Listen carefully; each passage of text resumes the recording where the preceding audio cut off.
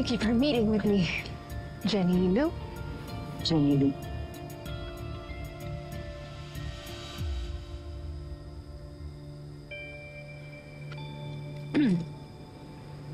It must be traumatic for you.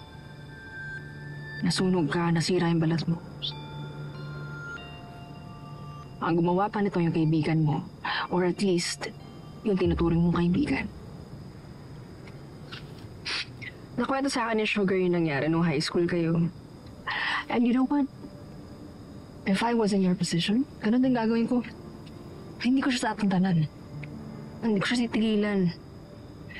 Guguluhin ko siya kahit nag-jogging pa siya this oras ng gabi. Diba? Sigurado ako, siya na naman yung bida sa kwento niya. She told me nakita raw kayo kagabi dito. Buti nga hindi ko siya sinulog eh. So, nakita nga kayo gabi. Between 8 and 9? Oo. Bakit?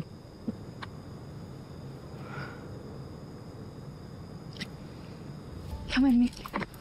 Uy! Ano ba, Liv? Saan mo ko dadalhin? Teka lang! Liv! Hindi ka pa rin ba sasagot? Ikaw ba ang nanunog ng bike ni Inspector Kirby?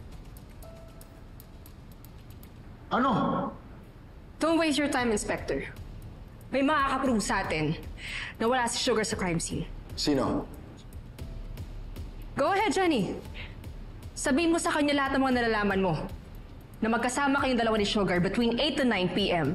sa Plaridel Park. Tama. Kaya imposible nga yung binibintang niyo sa akin. Jenny, sabihin mo na, nagkita tayo kagabi. Totoo ba yan, Miss? Hindi. Wala akong alam sa sinasabi nila.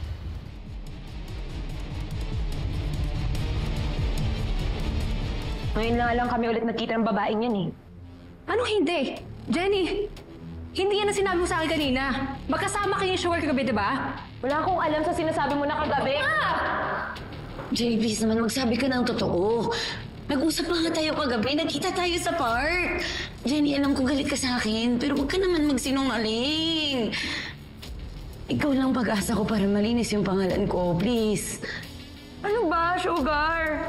Huwag mo na ako idamay. Wala akong alam dyan eh. Hindi pa ba sapat na sinira mo yung buhay ko dati? Hindi ko... Tantanan mo na ako! Bakit ka sumama kay Liv?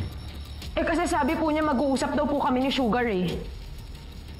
Pero hindi ko naman po alam na gagamitin lang po pala niya ako para makaalis dito sa atraso niya sa inyo. She's lying, Inspector! Umamin siya sa akin na magkasama sila ni Sugar kagabi. Eh syempre yun yung sasabihin mo, Liv, kasi magkaibigan kayo.